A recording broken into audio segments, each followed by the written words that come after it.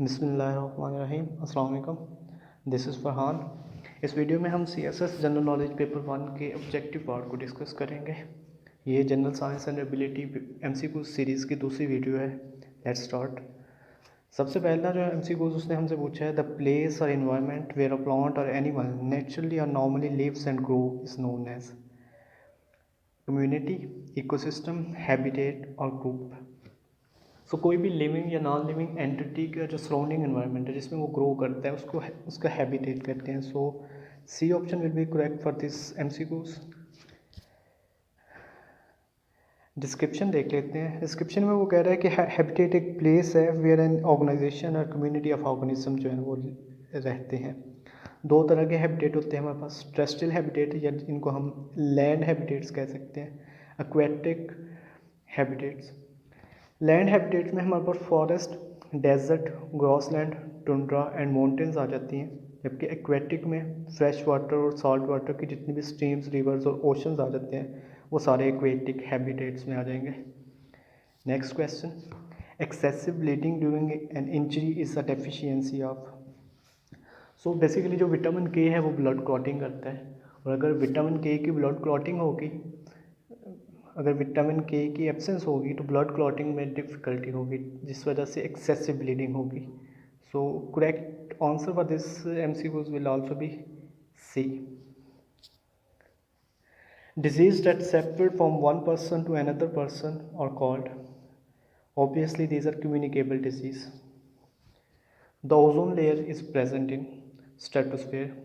Ozone layer stratosphere में present होती है और इसका फंक्शन होता है कि सूरज से आने वाली जो भी अल्ट्रावायलेट रेज है उनकी जो है अनप्रोहिबिटेड जो रीच है अर्थ तक उसको हिंडर करती है।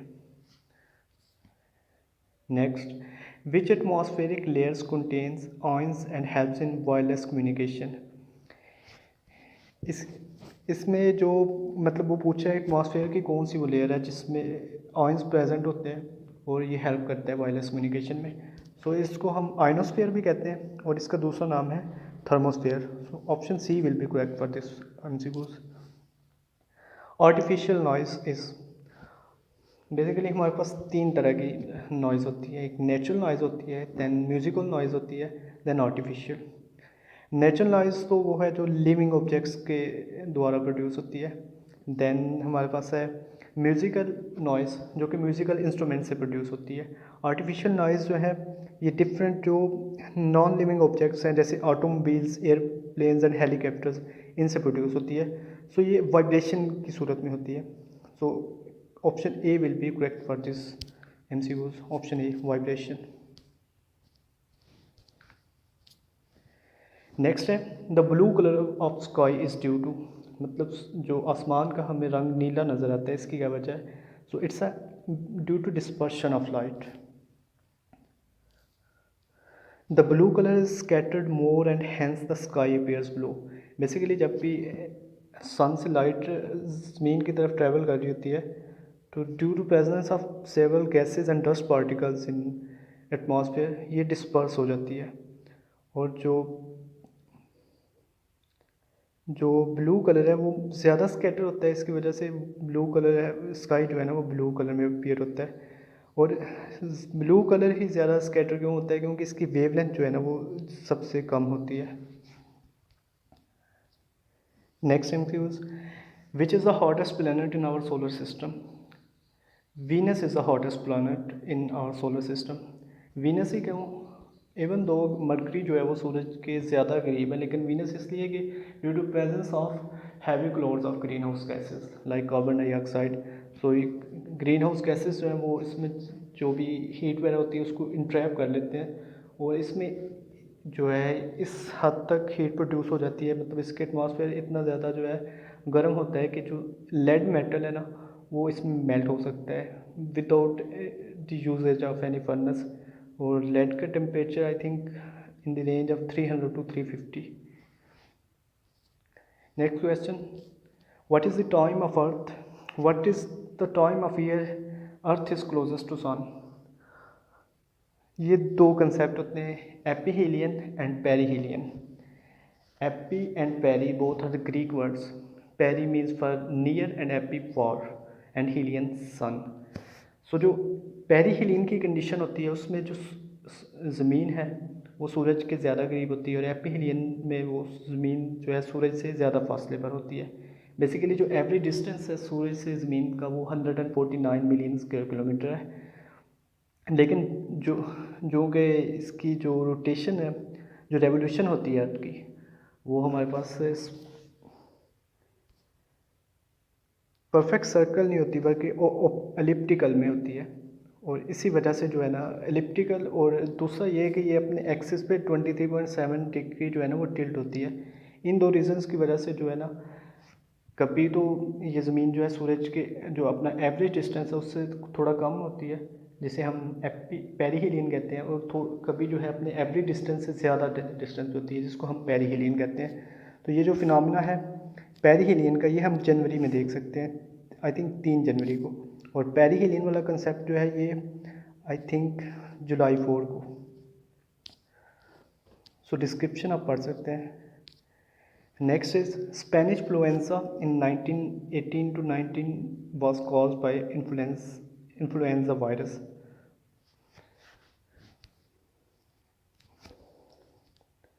इसमें वो पूछ रहे हैं कि उस जो वायरस है उसका मतलब साइंटिफिक नेम क्या था।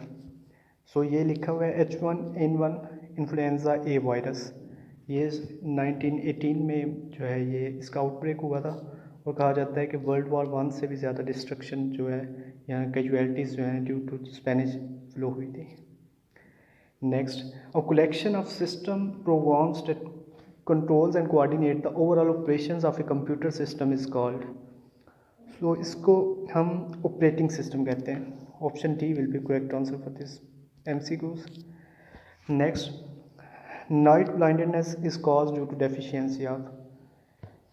इसका आंसर देने से पहले ये नेक्स्ट पोस्ट में आपको दिखाना चाहूँगा। ये 2019 का पेपर का पहला क्वेश्चन है जनरल साइंस एंड एबिलिटी का। तो इसमें उसने एक साइड पे जो है 5 डिजीज़ लिखी हैं।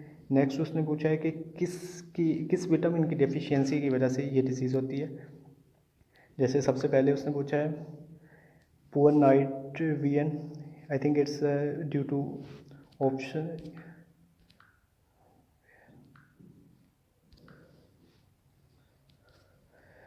पुअर नाइट विजन जो है वो due to deficiency of vitamin A होता है। और ब्लीडिंग जो है I think it's because of vitamin C की डेफिशिएंसी से होता है। और rickets in children due to deficiency of vitamin D, and beri due to deficiency of vitamin B1, and anaemia due to deficiency of vitamin K. Additional information इसमें यही है कि vitamin के की जो डेफिशिएंसी है ना in itself doesn't cause anaemia, however the heavy bleeding that can be symptom of the deficiency may sometimes be associated with anemia। So exactly जो विटामिन के है वो एनीमिया नहीं काज करता, लेकिन इसमें और कोई सूटेबल ऑप्शन नहीं है। जैसे कि अगर हम इसमें देखें तो ये कह रहा है कि एनीमिया जो है वो B12 की वजह से काज होता है, और B12 का इधर हमारे पास ऑप्शन नहीं है, तो विटामिन के जो है वो सूटेबल ऑप्शन था इसमें।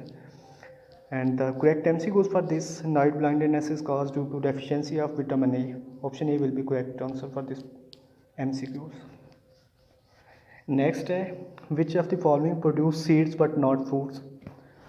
सो ये जो बॉटनी के डोमेन से क्वेश्चन उसने उठाया है, और इसका जो करेक्ट ऑप्शन है वो है gymnosperms. Option D will be correct for this MCQs। इसकी डिस्क्रिप्शन मैंने आगे ही दी है, तो थोड़ी सी डिफ़िकल्ट थी, मतलब प्योर इसमें जो है बोटेनिकल कंसेप्ट थे। सो इसको आप पढ़ सकते हैं अपनी आसानी के लिए। नेक्स्ट है रोटेशन ऑफ अर्थ क्या कॉज करती है। 2 कंसेप्ट होते हैं, revolution of earth and rotation of earth. Rotation of earth causes day and night. Earth जो अब अपने एक्सिस के अराउंड रिवॉल्व करती है, तो इसी वजह से दिन और रात होती है। और जबकि जो रेवोल्यूशन ऑफ अर्थ है वो उसकी वजह से सीजन्स चेंज होते हैं। सो correct answer for this post will be option A, day and night. A light sensitive device that converts drawing, printed text और other images into digital form। सो स्कैनर होता है जो इसको जो है ना कोई भी प्रिंटेड टेक्स्ट है उसको जो है डिजिटलाइज कर लेता है, डिजिटलाइज फॉर्म में कन्वर्ट करता है स्कैनर।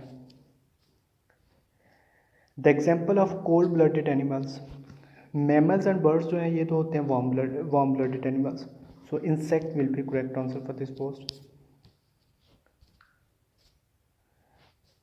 ये डिस्क्रिप्शन मैंने डाली है, इसको आप देख लीजिएगा। नेक्स्ट है the energy which is unavailable in a system is called entropy. The measure of a system thermal energy per unit temperature that is unavailable for doing useful work is called entropy. So correct answer for this question will be entropy question, option B. A covalent bond is between two atoms when they share one or more electron, obviously, option C. The weight of an object on the moon is the weight of the object on earth, मतलब ज़मीन पे जितना एक object का वज़न है और चांद पे जो उसका वज़न होगा उसकी रेशो क्या है, तो 1/6 होगा। The mass of moon is 100 times और उसका रेडियस भी 1/4 ऑफ द अर्थ है, जिसकी वजह से जो ग्रेविटेशनल पुल है वो 1/6 रह जाता है, और इसी वजह से जो वेट है ना मून पे वो भी 1/6 हो जाता है, 1/6 of earth. What is name of cyclone in China Sea? Twister, typhoon, tornado, hurricanes.